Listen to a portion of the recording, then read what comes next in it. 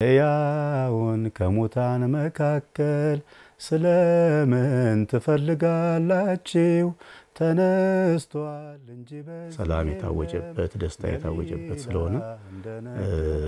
በየለቱ ማስበው ነው ሰዎች ፈተና ሲመጣ እማያልፍ ይመስላቸዋል ጥሪ ነው ምርጫ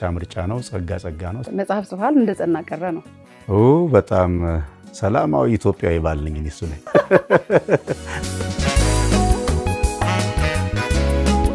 ወየው ተፋሁኝ ብዬ ያለቀልኝ ሲመስለኝ ወድቅድቁ ሌሊት ላይ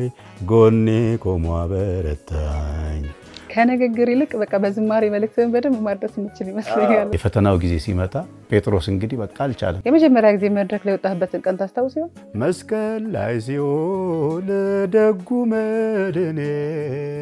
ባህርህ